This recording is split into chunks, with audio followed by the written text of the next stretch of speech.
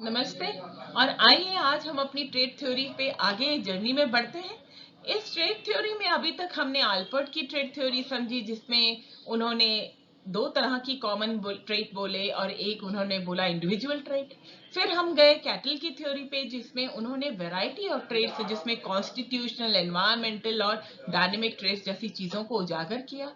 फिर आगे बढ़ते बढ़ते हम पहुंचे आइसेनिक थ्योरी पे, वो तो आप भूल ही नहीं पाएंगे, जिसमें उन्होंने एक पेन मॉडल हायरार्की दिया, जिसमें उन्होंने कैसे सिंगल रिस्पॉन्स तक हमें टाइप तक ले गए।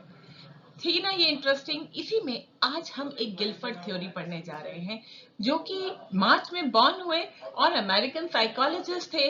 पर इनकी जो फाइंडिंग्स थी मुझे तो बहुत अट्रैक्ट की, तो आइए ये सारी ट्रेड थ्योरी हम आपको शेयर करें।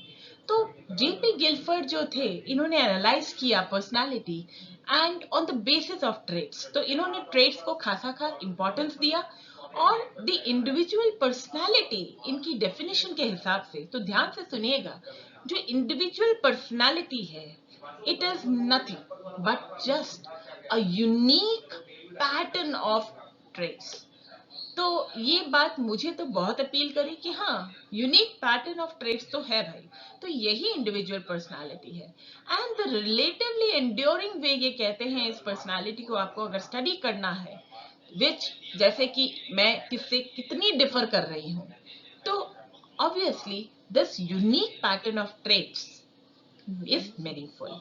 So taking this, what he has actually given to us, the main crux, let us move forward to see how actually he has tried to explain. तो देखिए, यूजिंग फैक्टर एनालिसिस बहुत deeply इन्होंने 7 modalities of trades को हमारे तक लेके आए। And he said that individual को अगर हमने स्टडी करना है पर्सनालिटी के लिए, he must be seen as an integrated whole personality. ऐसा नहीं कि ये हम सम ऑफ दी 7 ट्रेट्स को लेके कहें कि हाँ ये है इंडिविजुअल, ऐसा नहीं। It is only that we have to see that individual from all 7 angles to see him as a whole personality. So कैसे उन्होंने इस ट्रेट्स को दिया? पहला उन्होंने दो तरह के सोमैटिक ट्रेट्स दिए, जो कि मॉर्फोलॉजिकल ट्रेट और फिजियोलॉजिकल ट्रेट। तो जब ये 1959 में गिलफोर्ड ने हमें ये सोमैटिक ट्रेट्स प्रेजेंट किए, आपको याद आएगा कि हमने टाइप थ्योरी में 1942 में शेल्डन ने ऑलरेडी मॉर्फोलॉजिकल को काफी इंपॉर्टेंस दिया था, और उन्होंने क्या कहा था कि फिजिक टेम्परामेंट से लिंक्ड है। तो लेकिन he has not given that much substantial importance to morphological trait in this, but yes, he has told about the morphological trait. Morphological trait मतलब उसका physical attribute कैसा है उस इंसान का, उसको इंपॉर्टेंस दिया, उसको अंडरस्टैंड करने की जरूरत है। फिजियोलॉजिकल ट्रेट कि उसका फिजिकल फंक्शन, उसका हार्ट रेट, उसका ब्लड प्रेशर, उसका ब्रीदिंग, उसका हार्मोनल बैलेंस, ये सब कैसा है, ये भी उस पर्सनालिटी को एड्रेस करने का इम्पॉर्टेंट थिंग है। देखिए, ये वाला पॉइंट मुझे इसलिए रेलिवेंट लगा कि लेटली जब मैं बहुत ज़्यादा एक्यूपाइड सिचुएशन में थी और बैलेंस लाइफ जर्नी कई बार मुश्किल होता है विद फैमिली और ऑफिस मिलाने पे, तो कहीं ना कहीं स्ट्रेस बहुत ज़्यादा हाई हो रहा था, और चीज़ें अपने हिसाब से जब नहीं चल रही होती हैं, तो कहीं ना कहीं हमारा जो ओवरऑल बैलेंस है लाइफ का, हमारी बॉडी की हेल्थ का, कहीं ना कहीं अफेक्ट हो रहा था। और इस चीज़ से देन वो हार्मोनल इम्बैलेंस भी अग्रसर होता है। ये मेरा अपना जीवन का लर्निंग है। तो मैं तो यही कहूँगी कि इसको तो, जी मैं भी मानती हूँ कि फिजिकल फंक्शंस को हमें जरूर एक पर्सन की अंडरस्टैंड करना चाहिए कि वो किस तरह अभी पर्सनालिटी किस मोड में है। Other than this, he has given three of them the hormetic traits. Now, hormetic traits है क्या? Hormetic traits हैं those adaptive responses एक personality का, जो instigate करती है action के लिए directed by his own motivation। तो ये जो पर्सनालिटी है कैसे काम कर रही है, इस एक्शन ले रही है और अपनी मोटिवेशन के थ्रू। तो ये किन सब चीजों के, इसके लिए उन्होंने 3 ट्रेड्स को बोला है, नीड, इंटरेस्ट और एटीट्यूड। इसमें भी मैं तो बहुत सहमत हूँ, क्योंकि आज जो नीड्स है मेरी, उसके हिसाब से मेरे इंटरेस्ट डेवलप करे हैं मैंने, और जो मेरा इंटरेस्ट लेवल है उसी के हिसाब से मेरा आज का एटीट्यूड है। तो लेकिन इनका कहना था कि नीड जो है रिलेटिवली स्टेबल है। कहीं ना कहीं ये चीज मुझे अपने पे एज अ वुमेन मुझे लगता है कि मेरी तो नीड्स काफी एक फेज में चली आई हैं, और आज भी मेरी जो नीड है 1 साल 2 साल पहले जो नीड थी उसको बदलते हुए, क्योंकि मेरी जो नीड है एज अ वुमेन की जो नीड है वो फैमिली, घर, बच्चा, हस्बैंड, अपनी ओन जर्नी, अपनी अरमान, सब चीजों से, अपनी पेरेंटल साइड, सब चीजों से अफेक्टेड होती है। तो कहीं ना कहीं मुझे तो नीड स्टेबल नहीं लगी है। लेकिन इनका जो कहना था कि अगर एक फूड है तो फूड के लिए नीड है हंगर, तो ये रिलेटिवली स्टेबल है। हाँ जी, ये ठीक है। और मुझे लेकिन इस एस्पेक्ट पे एज अ वुमेन की जर्नी पे मुझे नीड इतना स्ट्रांगली एक फेजेस में नीड डेवलप होता दिखा है। And other than this he has mentioned about aptitude and temperament.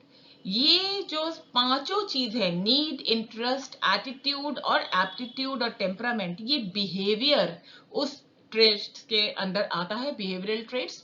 और ये मुझे वाकई में एप्टीट्यूड और टेम्परामेंट तो बहुत इंटरेस्टिंग पैरामीटर है, और आप इसको आगे बड़ा ध्यान से सुनिएगा, मुझे तो ये जीवन में रेलेवेंट दिखता है। देखिए, हॉर्मेटिक ट्रेट मैंने आपको बताया नीड। अब नीड आप कैसे डिफाइन करते हैं, क्योंकि आप किसी भी चीज को समझेंगे तभी तब आप उसको अपने जीवन में सोच पाएंगे कि ये मेरे लिए कैसे रेलेवेंट है। और यही एक हाईएस्ट लेवल ऑफ क्रिएटिविटी है जब हम उसका इम्प्लीकेशन अपने सराउंडिंग्स पे हम किसी लर्निंग को कर पाते हैं। तो मेरे इस चैनल का मकसद ही यही है, कुछ सीखें, कुछ पढ़ें, तो अपने सराउंडिंग्स में, अपने जीवन में हम उसको अच्छे ढंग से कैसे अप्लाई करें। तो इसी बात पे लाइक और सब्सक्राइब करना बिल्कुल ना भूलें। ये जर्नी मेरी जारी रहेगी और आप लोगों का प्यार मुझे प्रोत्साहन देता रहेगा कि मुझे ऐसे आगे चलना ही चाहिए। तो नीड वो होती है कि रिलेटिवली परमानेंट डिस्पोजिशन, जो कि एज पर गिलफोर्ड है। इंटरेस्ट क्या होता है? A person generalised behaviour to be attracted to some stimuli और वैल्यू पॉजिटिवली। देखिए, इंटरेस्ट वही होता है ना, अगर मुझे गाने का इंटरेस्ट आता है तो मैं गाना पसंद करूंगी ना, और ये पॉजिटिव मेरे को पुश देगा कि हाँ हाँ तू गाते चलो, तुम गाती चलो। तो ये एक तरह का liking is the causation of the behaviour. तो अगर आप लाइक करेंगे तो बिहेवियर पॉजिटिव एंगल में बढ़ता ही चला जाएगा। तो एटीट्यूड जो है एक बिलीफ है, और एटीट्यूड जो ये बिलीफ है ये फीलिंग्स ड्राइव करता है, ये एक्शंस को ड्राइव करता है। And so we can say कि जो एटीट्यूड होता है ना, ये बहुत कॉग्निटिव, कोनेटिव और अफेक्टिव पावर रखता है। तो ये बहुत इंपॉर्टेंट पावर है। कोनेटिव पावर, मुझे जब मैंने पढ़ा तो कॉग्निटिव तो सुना था, कोनेटिव नहीं सुना था। Conative is the power of a will, मेरी इच्छा, ये भी एक पावर है, एफर्ट ऑफ द माइंड। तो इस पावर को बढ़ाने के लिए एटीट्यूड, एक कहते हैं ना कि आपको एटीट्यूड देखना है उस इंसान का, तो वो क्या है, उस इंसान की बिलीफ क्या है, उस हिसाब से वो फील कैसे करता है, एंड देन वो कैसे उसको अपने विल को पावर देता है कि ये काम मुझे ही करना है। तो ये उसका एटीट्यूड है। तो ये तीनों बिहेवियरल ट्रेट्स के अंदर उन्होंने, हॉर्मेटिक ट्रेट्स के अंदर इनको डाला, और आगे और गहराई से देखते हुए फोर्थ और फिफ्थ पैरामीटर जो हमने देखा, प्राइमरी एप्टीट्यूड को, जो गिलफोर्ड ने 1959 में दिया। एप्टीट्यूड क्या है? Aptitude is much more specific than ability, क्योंकि एप्टीट्यूड और एबिलिटी कई बार आप उसको कॉमनली ले जाते हैं, लेकिन एबिलिटी एक जनरल है कि भाई इस इंसान ये टॉल है तो इसकी एबिलिटी है, बल्ब उतार लेगा, ये भी कर लेगा, ये सीढ़ी के बिना ही कर लेगा, एबिलिटी। पर उसका एप्टीट्यूड है कि नहीं ये पता नहीं है, क्योंकि ऊपर उतारने के लिए उसको निडर भी होना है ना, उसको बहुत स्पेसिफिक चीजें, बिजली को हाथ लगा लेना है, उस बल्ब को सेंस होना चाहिए एप्टीट्यूड की, बिजली का कैसे हम करते हैं, कब ऑफ करके बल्ब उतारना है। तो those aptitude is much more specific for certain activity. So all aptitudes are ability, but ability is not an aptitude. और इसी में आगे अगर हम और गहराई से समझें कि एप्टीट्यूड जेपी गिलफोर्ड ने 3 तरह के बोले हैं। परसेप्चुअल एप्टीट्यूड, परसेप्चुअल से आप गैस ही कर सकते हैं कि जिसमें कि आपकी सेंसरी मोडालिटीज डिफरेंट टाइप की यूटिलाइज हो रही है, जैसे कि हियरिंग, ऑडिटरी जिसको हम कहते हैं, विजुअल या काइनेस्थेटिक सेंसिटिविटी। तो जिसमें ये परसेप्चुअल एबिलिटी है तो उस तरह के जो काम होते हैं वो उनके लिए एप्रोप्रिएट होते हैं, जो कि ऑक्युपेशंस ये वाली एप्टीट्यूड चाहता है। तो आप नोटिस करेंगे कि डिफरेंशियल एबिलिटी टेस्ट जो डेवलप्ड है उसमें परसेप्चुअल एप्टीट्यूड भी नापा जाता है। बिकॉज ऑफ दिस गिलफोर्ड ने उस पर कितना इंपॉर्टेंस डाला है। साइकोमोटर एप्टीट्यूड, अब अगर इंजीनियर है और अगर एक फिजिकल एजुकेटर है तो उसकी साइकोमोटर एप्टीट्यूड वो चेक करेंगे, उसके लिए बहुत इंपॉर्टेंस है। क्योंकि एक इंजीनियर को भी एक जो मशीन ड्रॉ करनी है वो पूरी ऑपरेटिंग मशीन वर्किंग कंडीशन में होनी है, बनानी है, तो कहीं ना कहीं ये साइकोमोटर एप्टीट्यूड उसमें होना चाहिए। Intelligence is a general aptitude. तो ये तीन तरह के एप्टीट्यूड है, इंटेलिजेंस, साइकोमोटर एप्टीट्यूड और परसेप्चुअल एप्टीट्यूड। तो ये आप देख रहे हैं, इसको ग्राफिकली भी रिप्रेजेंट किया है ताकि ये हमारे टॉप ऑफ द माइंड में रहे कि देखिए एप्टीट्यूड तीन तरह से आप सोच सकते हैं। और एटीट्यूड भूलिएगा मत, वो बहुत इंपॉर्टेंट पैरामीटर है। वो एक बिलीफ, फील और एक्शन के लिए ड्राइव करता है। और जिसमें हमने कोनेटिव पढ़ा, कोनेटिव मतलब कि power of will, the effort of mind is only there when there is an attitude behind it. तो इसी बात पे आगे जाते हुए कि गिलफोर्ड ने बहुत ही famous structure of intellect model of Guilford निकल के आया। ये स्लाइड मेरी फेवरेट स्लाइड है क्योंकि मैं बहुत क्रिएटिव थॉट रखा है और ये क्रिएटिविटी मेरे को आज इस स्लाइड में मैं ड्रॉ कर पाई हूँ। ये टोटली स्लाइड चाहती तो मैं फोटो कहीं से लाके आपको डाल देती, बट ये फोटो मेरी दिल से निकली हुई फोटोग्राफ है जिसको मैंने खुद डिजाइन किया है। तो एक लाइक इस पे भी बनता है। और आइए इसको हम समझें कि गिलफोर्ड मॉडल ने कि कैसे एक क्यूब को लेके 3 डायमेंशन से इंटेलिजेंस को बताया है। उनके हिसाब से इंटेलिजेंस के 3 डायमेंशंस हैं जो हमें मेजर करने चाहिए। और जिसके लिए उन्होंने बोला एक डायमेंशन है कंटेंट। कंटेंट में आप देखते हैं उस इंसान पर्सनालिटी का visual, auditory, semantic, symbolic and behaviour. और बिहेवियरल के बाद ये आपके 5 फैक्टर्स हो गए कंटेंट के। देन ऑपरेशन इनका दूसरा डायमेंशन था जिसमें उन्होंने बोला कि एक पर्सनालिटी का आप देखेंगे cognition, convergent production, divergent production, memory recording, memory retention. And this is what they से कि ऑपरेशन में आपके अनदर 5 फैक्टर्स हो गए, other than 6 factors हो गए। other than this he has given one more product में what he is saying कि unit, class, relation, transformation and implications are some of the another 6 factors। तो अगर आप ये गिलफोर्ड का मॉडल देखें तो ऑन दिस टोटल फैक्टर जो पहले थे इनके, यहाँ पे एक कम था, बिहेवियरल नहीं था पहले। और इस वाले कैटेगरी में जहां पे उन्होंने ऑपरेशन की बात की उसमें मेमोरी को उन्होंने सिंगल लिया था, 2 में पार्ट नहीं किया था, तो यहाँ भी एक कम था। तो पहले ये 5 थे, तो 5 into 6 अपने उसके हो गए कैटेगरी जो प्रोडक्ट का, और 4 अपना हो गया कंटेंट का। तो ये 120 फैक्टर्स थे। But with more improvisation and more insight, now the latest has 180 factor जिसमें कि 6 प्रोडक्ट के, 6 ऑपरेशंस के and 5 behavioral के। तो 180 factors had to be looked in for the structure of intellect model as per Guilford। तो कितना इन्होंने intensely इस पे काम किया होगा इसी का तो आप अंदाजा लगा ही सकते हैं। और ये बहुत फेमस मॉडल है। इसी के ऊपर उन्होंने एक अपना सर्वे भी बनाया है। एक इन्होंने बात करी जो टेम्परामेंट की। देखिए ये मेरे को लगता है आज की डेट में हमें अपने घरों में ये टेम्परामेंट को जरूर नाप लेना चाहिए और इस पे वर्क करना चाहिए। और वर्क कैसे हो सकता है कि अगर आप ही रोल मॉडल प्ले करें अपना, तो बाकी जो एनवायरनमेंट जो लोग में है वो आपका टेम्परामेंट से कुछ सीख पाएंगे। तो ये मुझे तो अपने लिए बहुत रेलेवेंट लगा है और ये मैं कर भी रही हूँ अपने जीवन में, करंटली जिस फेज में भी मैं हूँ। तो कहीं ना कहीं ये टेम्परामेंट आप अब जानना चाहेंगे कि होता क्या है। वर्ड तो हमने बहुत सुना है। टेम्परामेंट क्या होता है कि कैसे एक इंडिविजुअल किसी एक्शन को, किसी गोल को रीच करने के लिए वो जो एक्शन परफॉर्म करता है, और बिहेवियर ऑफ द इंडिविजुअल। देखिए बिहेवियर किसी का कैजुअल हो सकता है, किसी का बिल्कुल एग्जीक्यूशन मोड में ही रहता है, किसी का एग्रेशन भरा होता है कि नहीं भाई किसी हाल में भी ये तो मुझे करना ही है।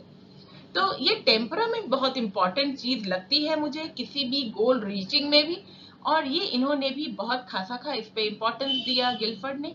तो इन्वेंट्री बनाई जो इन्होंने, जो लेटेस्ट इनकी फेमस इन्वेंट्री है to measure the temperament is GZTZ and that is Guilford Zimmerman temperament survey. So इसमें 10 बाइपोलर ट्रेड्स है टेम्परामेंट के। अब आप टेम्परामेंट्स में क्या क्या चीजें देख सकते हैं, देखिए चाहे आपके पास ये सर्वे फॉर्म है या नहीं है, लेकिन फिर भी आप इनके 10 बाइपोलर ट्रेड से हमें ये तो कम से कम पता चल ही रहा है ना कि किन किन चीजों पे हमें खासा ध्यान रखना है कि हम उसको किसी तरह से पॉजिटिवली ड्राइव करें, तो हमारा एक अप्रोप्रिएट टेम्परामेंट बनेगा किसी भी लक्ष्य को पाने के लिए। तो इन्होंने बोला कि जनरली 3 लेवल्स होते हैं। आप जनरलिटी ऑफ ट्रेड्स में अगर आप जाएं, हेक्सिक ट्रेट होता है एक इंसान में, एक प्राइमरी ट्रेट लेवल होता है, और एक टाइप ऑफ लेवल ट्रेट होता है। तो हेक्सिक ट्रेट इन्होंने जो बात किया, वो उन्होंने बोला वो ट्रेट है जो एक स्पेसिफिक सिचुएशन में इंसान फॉलो करता है, displayed by person in specific situation. तो देखिए जैसे मैं अगर अपनी बात करूं, जब मुझे कुछ घर में एक स्टैंड लेना होता है, तो मुझे पता है कि मेरे सराउंडिंग में जो लोग हैं वो स्टैंड से बिल्कुल सहमत नहीं होंगे, क्योंकि उनका उसमें कंफर्ट लेवल ब्रेक होता है। तो फिर मुझे उसमें एग्रेशन लेना पड़ता है, थोड़ा डोमिनेंस लेना पड़ता है। तो ये मेरा जो स्टैंड है, ये मेरा हेक्सिक ट्रेट है कि अगर मैंने ऐसा नहीं किया तो मैं तो नीचे सबमिसिव में चली जाऊंगी, और मेरा ये टेम्परामेंट नहीं रहा तो मेरा गोल रीच नहीं होगा। तो कहीं ना कहीं ये हेक्सिक ट्रेट मेरे लिए तो बहुत फायदेमंद रहा है। और प्राइमरी ट्रेट लेवल क्या है?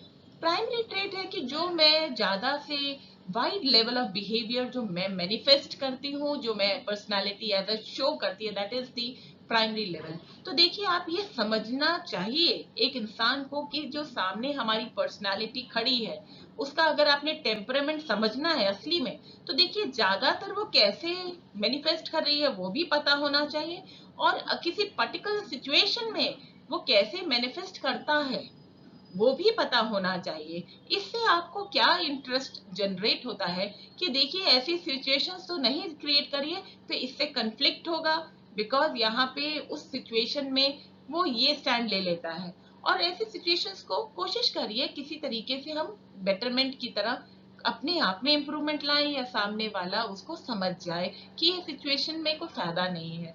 तो ये हमें कदम उठा लेना चाहिए, ये चीजें करनी चाहिए।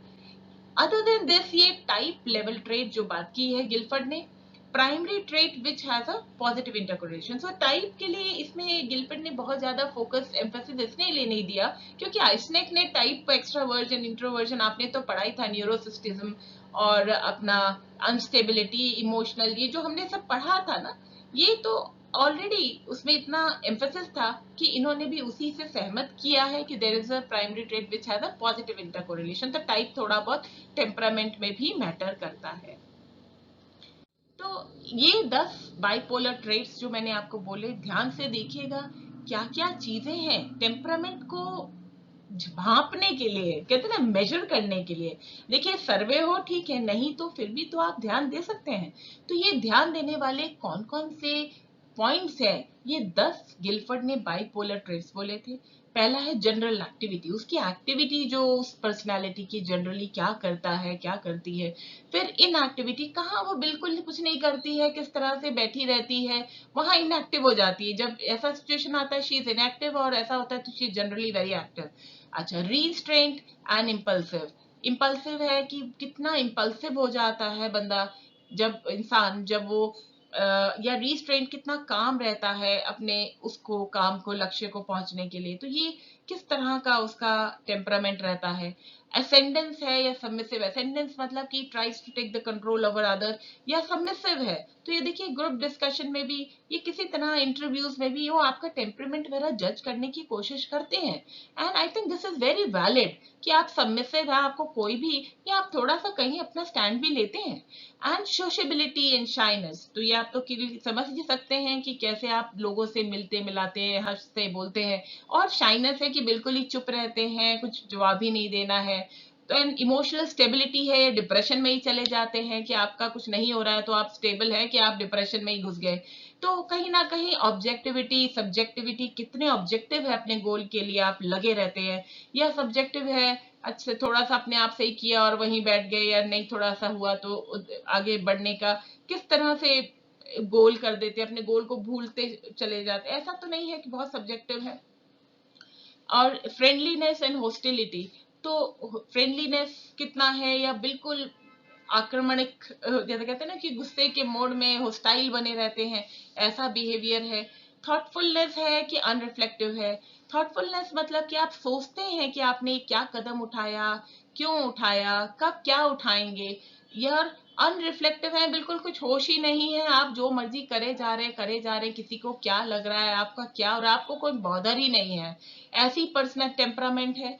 या पर्सनल रिलेशंस को ध्यान रखते हैं या क्रिटिकल हैं, आप अपने लक्ष्य को पहुंचने के लिए रिलेशन का भी कई बार नीचे कर देते हैं क्योंकि क्रिटिकल हैं अपने लक्ष्य के तरफ।